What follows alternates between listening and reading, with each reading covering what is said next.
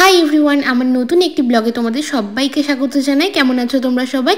আশা করছি সবাই খুব ভালো আছো। আর হ্যাঁ, আমিও খুব ভালো আছি। আজকে আমি তোমাদের সাথে আমার মাসির আশীর্বাদের ব্লগটা শেয়ার করছি, তো পুরোটা দেখো।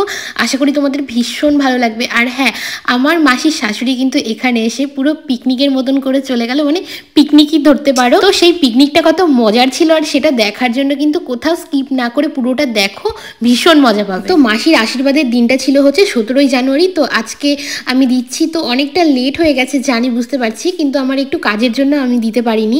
আমরা যতক্ষণে মামার বাড়িতে পৌঁছাই ততক্ষণে আমার মাসির প্রায় আশীর্বাদ শুরু হয়ে গেছিলো, কারণ আমাদের বাড়ি থেকে বেরোতে অনেকটাই দেরি হয়ে গেছিলো। সেই দিন আমার এক ক্লায়েন্টের স্মুথনিং করা ছিল, স্মুথনিংয়ের ওয়াশ ডে ছিল। 3 দিন পর যে ওয়াশ হয় সেইটার ওয়াশ ছিল, আর সাথে স্পাও ছিল। তো সেগুলো করতে করতে অনেকটাই দেরি হয়ে গেছিলো। খা খা খা খা ভালো করে।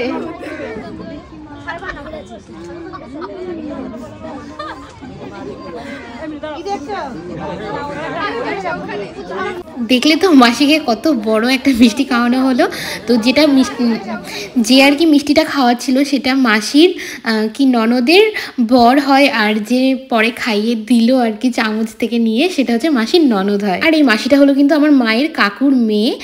তো যাই হোক, ও কিন্তু আমার নিজের মাসির থেকে কোনো অংশে কম না, আমার নিজের মাসির মতনই। আমার নিজের মাসিদেরকে আমি যতটা ভালোবাসি ওকেও ঠিক ততটাই ভালোবাসি। যাই হোক, তো ও আমার থেকে খুব একটা বেশি বড় না, আমার থেকে মোটামুটি 2-2.5 বছরের বড়। এখন মাসিকে সবাই আশীর্বাদ করছে, আর মাসিকে কিন্তু দেখতে ভীষণ সুন্দর লাগছিল।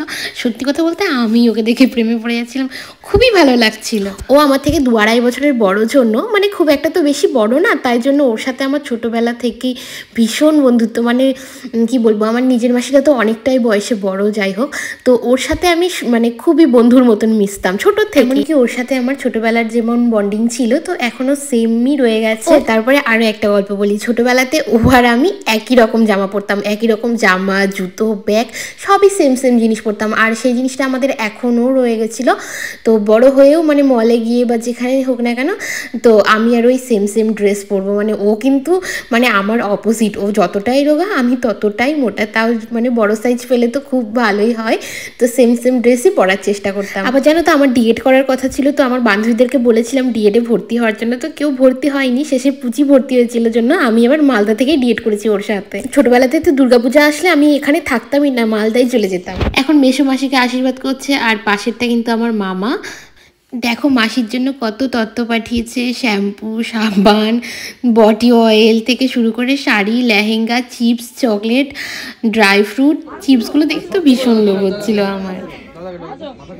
সবাই ছবি ভিডিও তুলতে শেষে আমার চান্স এলো, তো আমি ওকে সুন্দর করে হাগ করে একটা ছবি তুলে নিলাম। সত্যি বলতে আমার এই মাসির সাথে আমার অনেক ছোটবেলার স্মৃতি জড়িয়ে আছে। যেগুলো হচ্ছে ছোট বুচকা বুচকি, আর যেটা দেখতে পাচ্ছ বড় করে সেটা হচ্ছে আমার মামা, ছোট মামা, মানে ও হাতে পায়ে বড় হয়েছে। আর এটা পাশেরটা হচ্ছে আমার সেজো মাসি, আর এটা হচ্ছে আমার মেজো মাসির ছেলে। এ হচ্ছে, একে আমি ভালোবেসে লুলু বলে ডাকি, তো এটা হচ্ছে লুলু ভাই।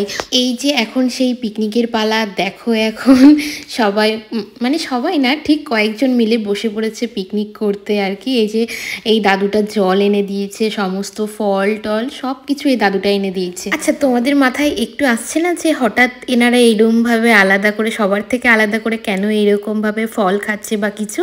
তো এবার আমি পুরোটা বলি গল্পটা। আসলে মাসির শাশুড়ি আর মাসির শাশুড়ির সাথে যে এনারা আছে, এই দিদাগুলো, তো এনারা একদম নিরামিষ খায়, মানে কারোর হাতের খাওয়া মানে রান্নাও কিছু খায় না। যারা একদম ফুল নিরামিষ খায় তাদের হাতেরই খায়, কারণ ওনার বাড়িতে বিশাল বড় মাসির শ্বশুর বাড়িতে গোপাল ঠাকুর আছে। এর আগে আমি একটা মিনি ব্লগে দেখিয়েছিলাম, মানে ভীষণই সুন্দর। আর তো দিদারা তো আর প্যান্ডেলে বসে খাবে না, সেই কারণে আলাদা করে ব্যবস্থা করে দিয়েছে সমস্ত ফলের। তো ওনারা খুব খুশি হয়েছে।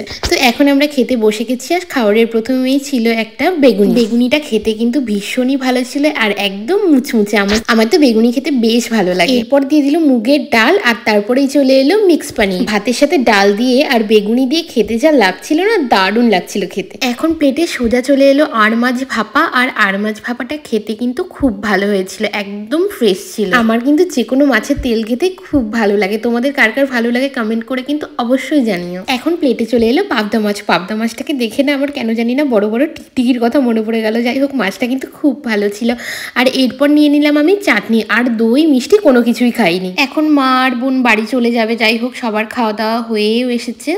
তো আমার খুব খারাপ লাগছে এখন, কারণ আমি কদিন একা একাই থাকবো এখানে, আর মা বোন দুজনই বাড়ি চলে যাচ্ছে, কারণ ওর আবার টিউশন পড়া আছে।